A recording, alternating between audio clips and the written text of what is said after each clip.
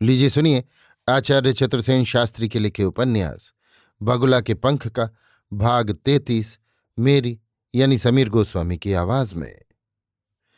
शोभाराम के घर से निकलकर जुगनू ने एक टोकरा बढ़िया दशहरी आम का खरीदा। उसका ठीक ढंग से पैकिंग कराया जैसे कहीं बाहर से आया हो, और वो उसे लेकर लाला बुलाकी दास के मकान पर पहुंचा। जौहरी मोहल्ले में एक लंबी पतली गली में लाला बुलाकी दास की पुश्तैनी हवेली थी।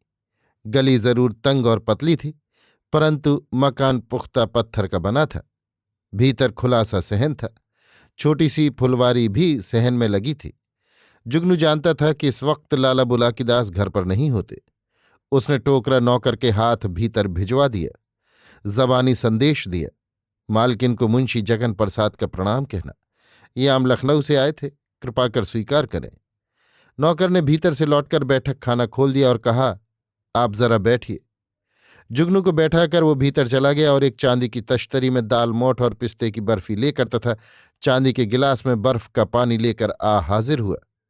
तश्तरी सामने टेबल पर रखते हुए उसने कहा, जरा मुंह जुठार लीजिए, मालकिन अभी आती हैं।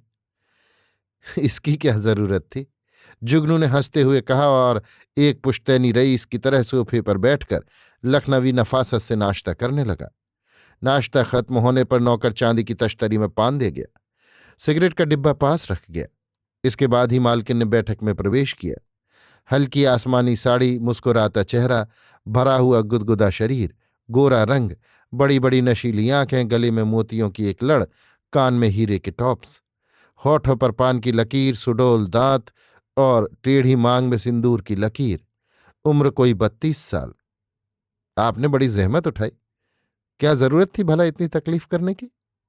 जुगनू ने खड़े होकर दोनों हाथ जोड़कर नमस्कार किया। मुस्कुराते हुए कहा, तकलीफ क्यों कहती हैं? मैं बेघर बार का आदमी, अकेला पंछी। अब तो यही मेरा घर है। एक दोस्त ने लखनऊ से भेजे थे, ले आया। बैठिए आप। लालाजी तो आपकी बड़ी तारीफ किया करते हैं। कई बार कहा मैंने कि उन्हें एक बार खाने पर बुलाओ, पर उन्हें फुर्सत हो तब ना। 20 झंझट बांध रखे हैं। अब आज आप खुद ही आ गए हैं, बड़ी कृपा की। तो हाथी के पांव में सबका पांव। दिल्ली शहर में कौन है जो उनका सामना कर सके, और मैं तो उन्हें बड़ा भाई मानता हूं। आदमी क्या है, देवता है। सब आप लोगों की कृपा है। सुना है आप तो कवि हैं। यूं ही कुछ कह लेता हूं। क्या आप भी कुछ शौक रखती हैं? कविता सुनने का मुझे बहुत शौक है, पढ़ती भी रहती हूं, पर आप तो उर्दू में कविता करते हैं। लेकिन अब फुर्सत कहाँ मिलती है। भाई साहब ने सारे काम का बोझ मेरे ही ऊपर डाल दिया है। तो अपने आदमी पर ही तो भरोसा किया जा सकता है। उन्हें तो काम ही काम है, खाना पीना भी तो समय पर नहीं होता। नहीं नहीं भाभी जी, ये बात ठीक नहीं। आप उन पर ब्रेक लगाइए, उन्हें जबरदस्ती आराम करने को मजबूर कीजिए। वे दिल्ली की हस्ती है, बस पूजा करने के काबिल। जहां तक कमेटी के काम का ताल्लुक है, उस ओर से बेफिक्र रहें, मैं सब संभाल लूंगा। यही तो बात है, लाख कहती हूं सुनते नहीं है। भला किसके लिए इतनी हाय है?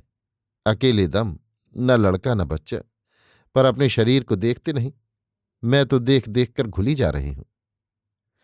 जैसे वे दिल्ली की शोभा हैं, वैसे ही आप भी इस घर की शोभा हैं। आपके दर्शन तो पुण्यात्माओं ही को होते हैं। कुछ मेरे योग्य सेवा बताइए। आप तो पहले ही उनके लिए इतना कर रहे हैं, आपको धन्यवाद है। आप तो भाभी जी पराये आदमी की तरह बात कर रही हैं। भला धन्यवाद की क्या बात है? मालकिन हंस दी। बड़ी बहारदार थी वो हंसी। जुगनू को ऐसा प्रतीत हुआ जैसे उसके चारों ओर चमेली के फूल बिखर गए हों। जुगनू ने भी हंसकर खड़े होते हुए कहा, अब आज्ञा दीजिए, बस इतनी अरदास है, अपना सेवक ही समझिए। अरे, आप तो चल ही दिए, खाना खाकर जाइए। नहीं, इस वक्त नहीं, फिर कभी। वाह, ये कैसे हो सकता है? वे सुनेंगे तो कितने खफा होंगे।